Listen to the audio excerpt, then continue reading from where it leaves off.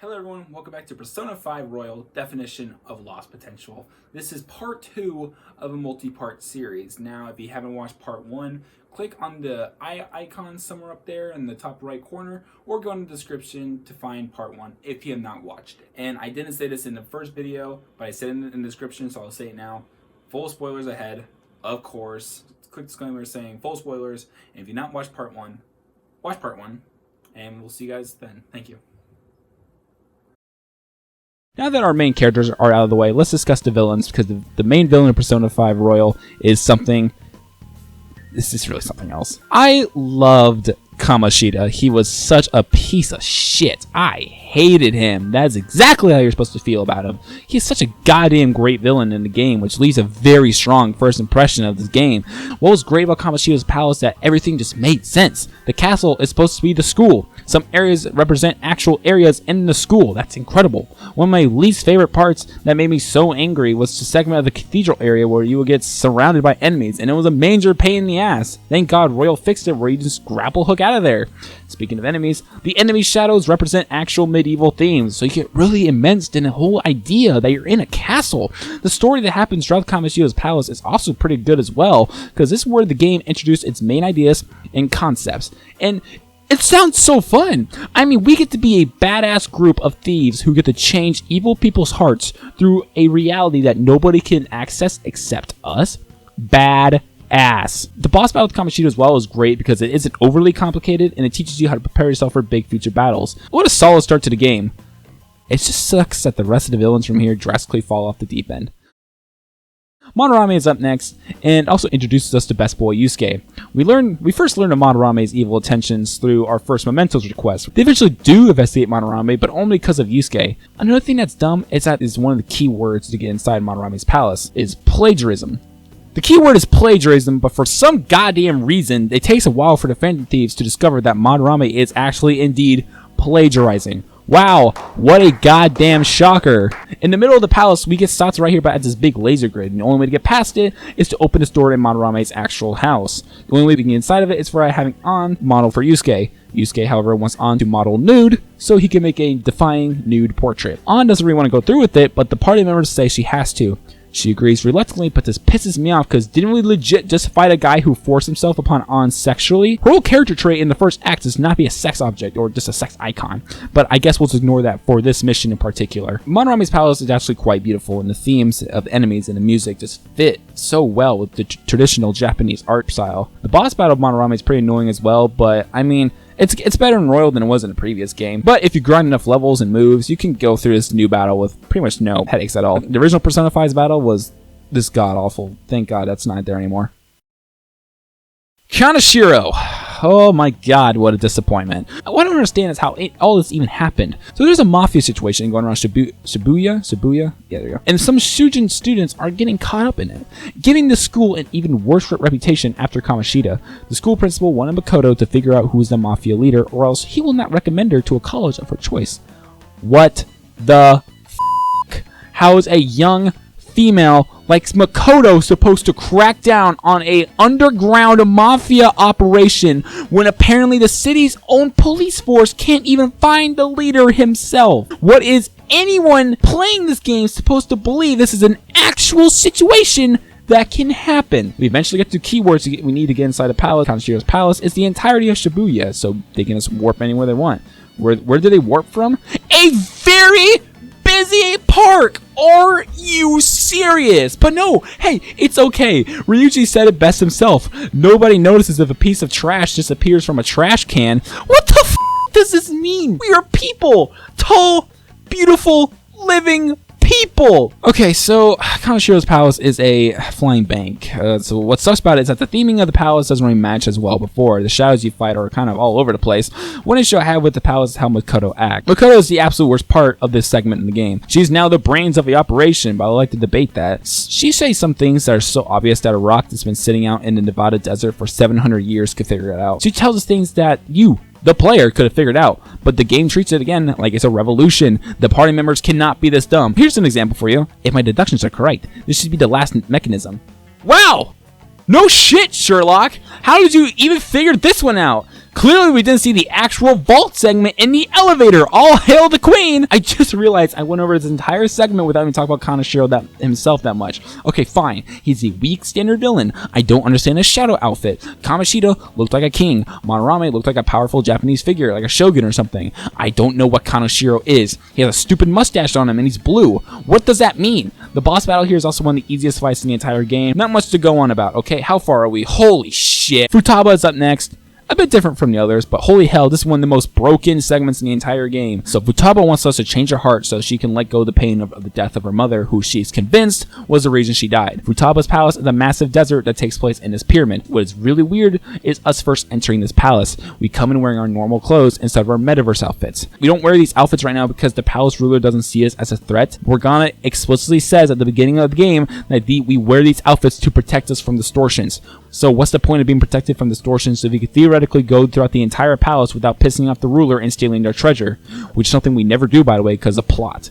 Let's pause for a second because seriously, the whole outfit system makes no sense. You can have the cast wear these ridiculous outfits throughout the palace. Makoto can wear his swimsuit, but she won't say anything or even do anything about it. Even when the palace ruler sees it as a threat, they will still wear the same outfit you gave them. What the hell happened to protecting us against distortions? Just another beautiful inconsistency, I guess. Back to the stupid ass pyramid. Shadow Futaba sometimes helps us and also messes around with us. We finally get to the end where Futaba herself is in the final battle with a giant sphinx thing with the head of Futaba's mom, named Wakaba. We see Futaba occasionally in the real world having breakdowns due to the trauma, but now I guess Futaba is able to go to the metaverse and go inside her own palace, which is possible, I guess. The rules state that Persona users cannot have a palace because the writers say so, but Futaba just waltzed on in. Shadow Futaba then comes to the real world and tells Futaba that she's been wrong. This makes absolutely no sense, because Futaba is so convinced that she killed her mom. That should mean that Shadow Futaba should be even more broken mess because shadows reflect the actual person. So, wait, I'm so lost. So shouldn't Shadow Futaba be like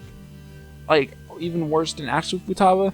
But Shadow Futaba knows the truth? What? Futaba finally grasps the truth that she didn't kill her mom, and that these people in mysterious black suits did cause her death. She wakes in her persona and helps you kill the Sphinx monster. We eventually do defeat the Sphinx monster, and we see a vision ghost thingy of her mom.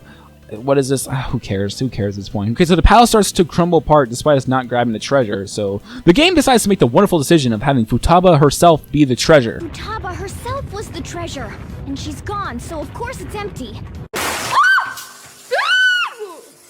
If Futaba herself was the treasure, what would have happened if she never came to the metaverse? They would have defeated the Sphinx monster thing. It'd be so confused. Like, was there going to be nothing inside that sarcophagus? Was there going to be a second Futaba inside the coffin? What's the point of having the damn calling card then? Futaba herself was the treasure, and she awakened to her persona, and she is now convinced she didn't kill her mom. What is the point of having the Sphinx monster mom boss battle? We could have just... Oh, what is the point of having the Sphinx mom monster battle? We could have just got up and just left. Oh my god. I'm so confused. What is the point of this entire segment if Futaba herself was the treasure? This makes zero sense. This Futaba's palace could have been cool, but it's just so broken. Let's move on. Okay, this next palace can be bad. God damn it. Okay, so I hate the palace. I hate everything about the palace. It's nothing but lame music, lame puzzles, lame story, lame hallways. I mean, at least Royal removed a lot of the hallways, but it feels so boring to go through. I'm so goddamn angry with this game. This game sucks. The palace is in space, apparently. Why? Wait, oh. Why is this in space? So we target Okumura, and his #1 icon is Big Bang Burger. And he talks about his rise into politics. Is that it? Wait, what? Okay, so not to mention, the only way they find this out is Futaba tells them the keywords. We never find out how she figures out or how she did this. It's okay, guys. Writing an actual story is hard. Okay, so like the shadows here are robots, and Makoto, with her Rick and Morty level IQs, deduces that the robots must be the workers of Okumura Foods. Oh my god, no fucking shit. I hate you. Symbolism just doesn't exist in this world anymore. Everything must be apparent. Everything must be told to you. Must be slapped to you in the face. Okay, so the shadows here make no sense at all and don't fit the space theme. The Okumura boss fight was honestly one of the most irritating battles I've ever been in for a very long time. Persona 5 Royal decided to make it much, much worse. So here's how the battle works in Persona 5, right? The entire station is going to blow up because why not? And Okumura is going to escape once he finishes off. We have a solid 30 minutes to defeat Okumura and escape the palace. So what you did before is you defeat all these waves of robots, and then you have to defeat Okumura himself. Well, in Royal, everything is very annoying. Okumura will still send the waves of robots for you to defeat like before. However, if you do not defeat every single robot within 2 turns, they will go away and you have to face them all over again. I hope you have plenty of SP healing items and buffs for everyone, because you're gonna need a truckload of them. You have to do this for every single wave. What is even more strange is that if you manage to knock down all the robots in front of you, you can't even do an all-out attack. What? I can do all-out attacks anywhere else in the game except in the one fight where I have to defeat enemies in front of me for a 2-turn limit. What the f were they thinking? You also have to defeat this robot version of Haru, and that makes Haru sad or whatever. But yeah, we defeat Okumura, blah blah blah. Okumura gets shot. Let's move on. We have to deal with Sai Nijima next. This palace design is actually really good. Finally, some good design. It's incredible eye candy. One thing I absolutely hate here is the music. A lot of people seem to love Whims of Fate, but I despise it. It's a long palace. You're going to be hearing that song a lot. It wouldn't be that bad if it didn't have lyrics, but you just hear the same words again and again and again and again. I'm sick of this song. The shadows in this palace make good sense. There are a lot of female-centric shadows giving the impression of strong women. Of course, this represents Sai's stance on feminism and being a strong woman in a male-dominated world, as she once said. This place takes a while to get through, but I'm very happy to say this isn't a copy and paste hallway trash. But throughout the palace, you can go through different puzzles and encounters in the end. There's this battle area, the dark maze, the slots, the rigged gambling, and more. This was fun to go through, but once you had to go through these back hallways, corridor places, it just really is boring. Sai's boss battle was also kind of cool as well, but it felt really short. There was actually quite an interesting gimmick, but of course it just got tossed out fast and it's turned to hit it into a dies battle. Cool palace, bro. Cool palace. Goro Akechi is the big metaverse murderer we've been hearing throughout the game. So the gang knows that Akechi is doing things in the metaverse because he can understand Morgana saying the oh so funny pancakes line. Now, here's the thing about the scene. If you would have paid just a little bit of attention to the scene, you would have realized that Akechi understood Morgana and him saying pancakes. That means Akechi has been in the metaverse, despite this game's rules on who can understand Morgana not making sense at all. At one point, they say that if you hear Morgana in the metaverse, then you hear Morgana in real life. Akechi has never been around Morgana in the metaverse into Sai's palace. So how does he understand Morgana? Question mark, question mark, question mark, question mark. You would have realized that Akechi has been inside the metaverse. You would have gone through all these palaces with the realization that Akechi is most likely the black masked individual first teased by Madarame. Things get even more obvious when Akechi first enters the metaverse with the Phantom Thieves, and nobody ever bothers to bring up the fact that Akechi has already awakened to his persona and has changed into his metaverse outfit. I understand they already know that he's the bad guy, but the player doesn't know that right now. So what the hell? Eventually, when a moment comes to have Akechi become the bad guy, it literally has no weight behind it because you saw this coming months ago. Shido is next. He has been pulling all the strings along throughout the entire game, so this will be the big confrontation we've all been waiting for. This palace is a ship, and it looks really, really cool. Too bad it's mostly goddamn hallways again. But wait, it's interesting, I promise, because here's why. Sometimes you get to turn into a mouse. This makes puzzles cool, right? Not really. I was bored. It may not have been that bad if we didn't have to do this hallway mouse bullshit. Every time we needed to get a letter to get to Shido's treasure, we need to get 5 letters of recommendation to enter the main chamber where the treasure. Each letter is held by a major head that Shido is affiliated with, and we need to convince them to give us one. We go fight him, he gives us some lore dump, we get a letter, we move on. The next guy is weird though. We try to talk to him, but he won't budge. And the only way we get to him to acknowledge us is by having the females in the group dress up in swimsuits to talk to him.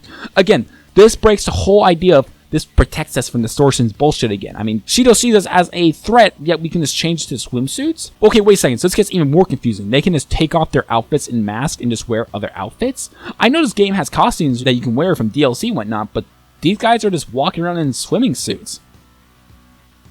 Why can't this game just be consistent with its very simple rules? So yeah, An talks to him and pretends to be royalty, and apparently that just works, I guess. This guy's really dumb. We get the letter without having to fight the guy. But guess what? We just make a battle happen anyways. Why? We didn't need to fight. This guy was trying to actually harass An, so the entire group came out to end it. But did we really need to fight him. We defeat the old man. He gives us a lore dump. We already have the damn letter. We move on. We meet the third guy. This guy only gives a letter to executive people on TV or whatever. So Haru goes up to him and talks to him, acknowledging that she is part of the Okumura of dynasty or whatever. She gives her a letter. Okay, great. There should be no reason to fight, right? The man proceeds to talk shit on Haru's dad, though, and of course Haru will get mad. It's a fresh win for her, so of course she would get upset. But guess what? We fight him! Oh my god, okay. So I understand that you would get upset over this, but why can't you just walk away? This isn't a real person, it's just a cognition. We fight him, he gives us a lore dump, this time making a connection to both Kaneshiro and Madarame because everything has to be connected. Oh my god, we move on. Before we go to the fourth person, we see Akechi on TV talking to a crowd like usual. For some reason, this is the only moment they decide to give Akechi some actual character and backstory.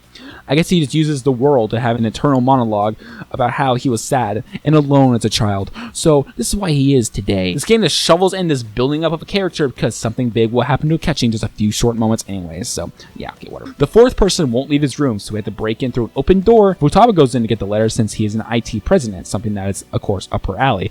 He gets abrogated because Futaba shit talks the way he does things, and of course, this causes another battle. Really? Why? We battle him, defeat him, get another lore dump, get the letter, and move on. We face the last guy, and holy shit, this is the worst offense yet.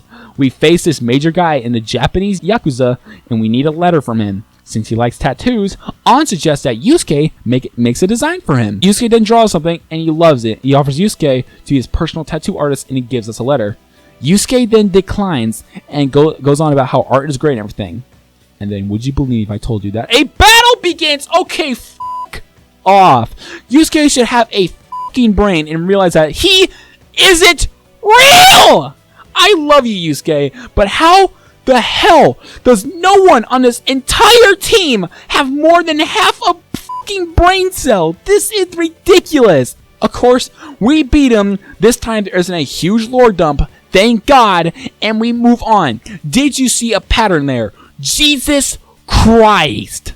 Before we get to the main chamber to see the treasure, we have one last encounter with Akechi. Let me tell you, things just keep going downhill from here, folks. Akechi reveals that he does not give a shit about Shido. He plans on killing Shido and moving on in the world. We enter a fight where Akechi reveals a power that can make a shadow go berserk, being even more powerful than ever before. For some reason, Royal, this doesn't really get utilized as much as it did in the previous game.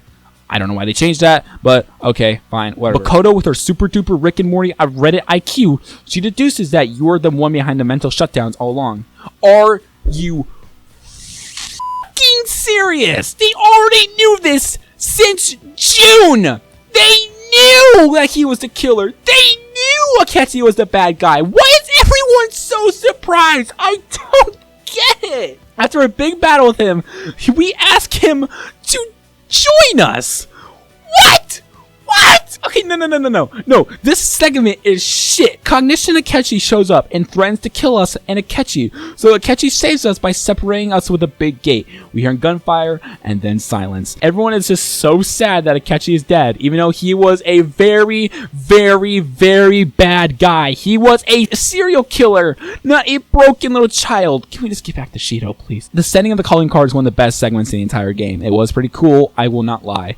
Finally, we get to fight Shido. This battle is segmented into 3 battles, so it's a big pain in the ass. The first battle is where he turns to a big military-looking guy and rides a golden lion made of people. So after the lion segment, it turns into a pyramid. Okay. After that, he turns into goddamn Bane.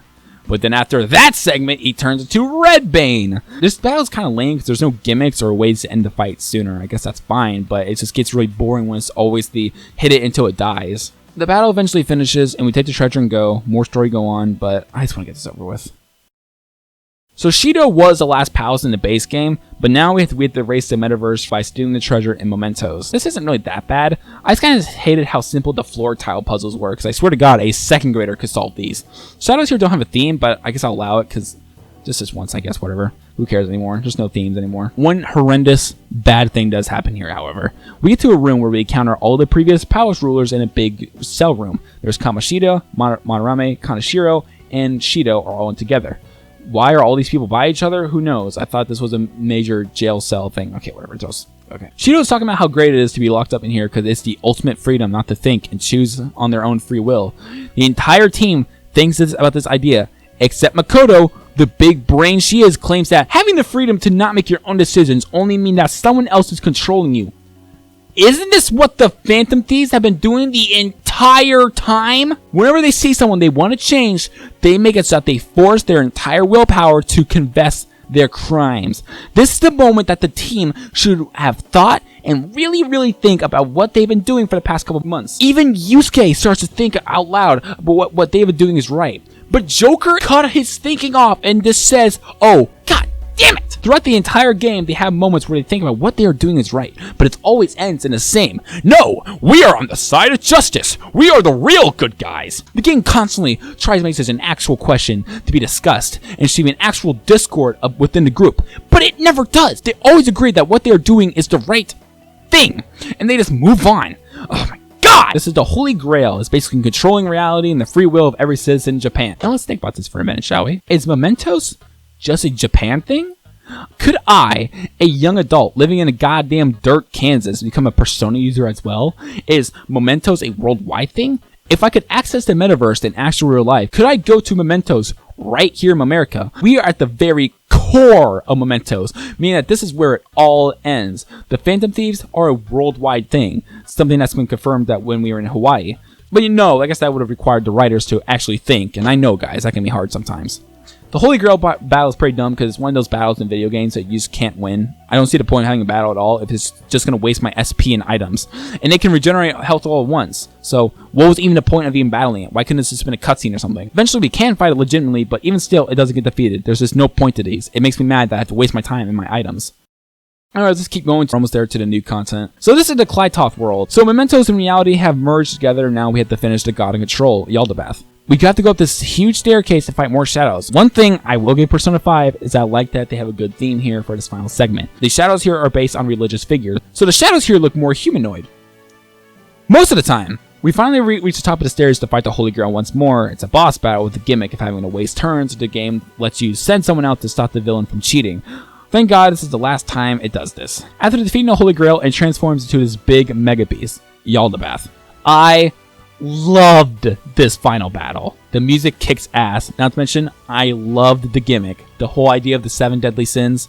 Yes, I loved it. Thumbs up, man. I was actually surprised how much I actually enjoyed this final battle. Not to mention, pillage him. Satanael!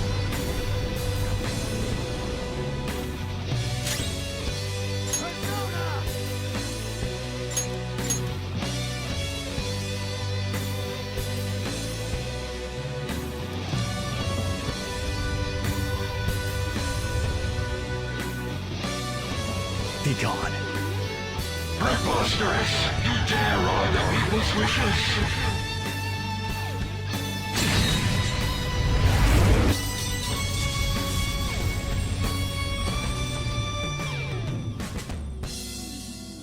Fuck yeah, that was cool. This was an awesome scene. This was amazing. Great way to end the game, guys. Too bad Royal just fucking trashed it. So here's the deal with the new story. It feels extremely out of place, and it feels foreign. It's not good. It's not funny. I felt no emotions from it. So the beginning part of the new content revolves around you and your friends entering a new reality where all their wishes come true. But then you have to tell your friends that, hey, this isn't right. Now here's the thing. This wouldn't sound all that bad, right? But here's the thing. It takes multiple days to get to them all. Like, it seriously takes an entire day to talk to Ryuji once for 3 minutes. I can't spend the evening with any of my confidants. Nope, just talking to my friends and wasting actual precious time that I can use for my confidants. It gets worse when you have to talk to them all over again to do true awakenings. So if you reach max ranks with their confidants, you have to talk to them again to truly awaken their personas. The whole idea of our friends being in a new reality sucks a lot because it ruins the entire confidant ranking stories. The fact that what they truly wanted is what they were fighting against in their confidant stories. For instance, Ryuji wanted to get away from all the troubles of the track team in what Kamoshida did. You do so in the final rank, and Ryuji's just good to go. Ryuji Maruki's reality is now part of the track team again, and he feels so happy. This makes no sense, because the track team does come back in Ryuji's story, and he legit declines an offer to join again. If it is his ultimate wish to be part of the team again, why would you even decline it in the first place? An wants to break free from her struggles as a model and looks to Shiho for strength. At the end of the story, she's a much better model and starts to gather strength from herself and the Phantom Thieves while by her side. In Maruki's reality, An always has Shiho by her side and she will never leave her. It just gets worse, trust me. This next one is a terrible, terrible offense. Yusuke. Yusuke wants to break free from Madarame's shadow and a bad legacy from him so he can blossom into his own independent artist. In Maruki's reality, he is Madarame's student once again, and they're just the greatest pals ever. Why would you do this? Why? The fact that you, the player, worked so hard to get these guys out of those holes, out of those struggles, just for them to throw it all the way for Maruki is disgusting. Remember earlier in the story when we saw this scene? Yeah, I want to know whose brilliant idea it was to full-on spoil the big twist of the final palace in the game. The only reason this sequence even exists is so they can have the oh-so-cool and badass moment with Samiri in the beginning of the game. This was an extremely piss-poor choice. I would have legit not seen the Maruki twist coming if it wasn't for this goddamn stupid scene. Let's just be glad that Maruki's a good villain, I guess, but I don't understand how he could change so many people's realities. It's shown that not everyone is living in this new reality. So what exactly are they seeing? Let's take for example Futaba and her mother. Wakaba comes back to life and both Futaba and Sojiro are living very happy together. Let's say those three go somewhere and encounter people who aren't under Maruki's influence. What do they see? Do they see Futaba and Sojiro talking to an empty space? What about cars? Can Wakaba drive a car? Does he have a job? What about Mr. Okumura? Does he still run Okumura Foods? Is the company still a shitty workspace? Oh my god, this brings any more questions. Maruki's motive is to have people live a life free of pain and trauma, so he can alter a person's realities to their heart content. Haru wanted her dad back, so he gave her Mr. Okumura back from the dead. What does this mean later on in life? Is Mr. Okumura immortal? Will nobody ever die or get in an accident throughout the entirety of Haru's life? Mr. Okumura can't die because that would cause sadness and trauma to Haru. So what will happen in the future? I'm so confused. There are so many questions that get asked if some people are not in this alternate reality. What does Maruki do to the outsiders? And do not ever give me the bullshit of, oh, you're not supposed to think too hard about it, or you're not supposed to think this far. Bullshit! No! Alright? And Dr. Maruki is not a good final boss. This was one of the worst final bosses I've ever faced in a video game before, and I'm not kidding. I'm in shock that Yaldabaoth is still in this game and isn't a final boss when he's very clearly supposed to be. This is where Persona 5 was always meant to end, and I felt so damn off when the game just continued on. Let's discuss why I hate this final boss. It's very scripted. There's not one, not two, not three, but 4 different segments to this fight. Segment 1 is one of the worst boss fights that I've ever had to partake in. Not because it's overly difficult or because it's too easy. It's cheap. It's extremely cheap. You have to defeat these tentacle thingies, and they have resistances, weaknesses that you have to use to take down. You cannot attack Maruki until all of these tentacles are down. Once they are down, you have 1 turn to attack Maruki, and this big slimy boy behind him. Once that turn's over, Maruki can have up to 6 turns to attack you and regrow all the tentacles. This can go on for over an hour. It doesn't help that the music is terrible, because guess what? You will be listening to that song a lot. Once you figure out the technical's weaknesses, it gets better, but it's just so cheap and awful how Maruki can just fuck you up so easily and regrow the tentacles this fast. I hope you have a lot of SP healing items. You're going to be needing them a lot. Once you finally defeat this guy, Maruki summons Adam Kadmon. Great name, by the way. And this isn't as bullshit the last round. This segment I hate because you can't win. You have to make Maruki lose all of his health, but the game decides that it just isn't over yet. You have to fight Adam Kadmon again, but it has super shields or something because you can't defeat it. That's totally cool. But eventually Futaba discovers a way to defeat it because of course she can. She's Futaba. She knows everything, doesn't she? You jump up and shoot its head, and I guess that small little pistol is enough to defeat it. Hey, remember when you fought Yaldabaoth and summoned that giant persona and you shot its head too? That would have been a lot cooler to see it again, but whatever. After some cutscenes, you start just punching each other, I guess. It's supposed to be emotional and sad, but I was just laughing my ass off because of how silly it was. You do defeat him and other stuff happens, but god damn it, this segment was stupid. Would you believe me if I told you that the game gets worse after this?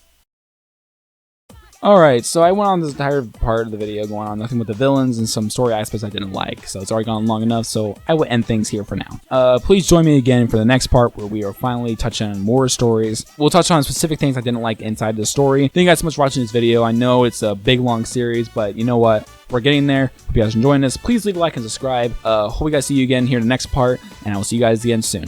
Bye-bye.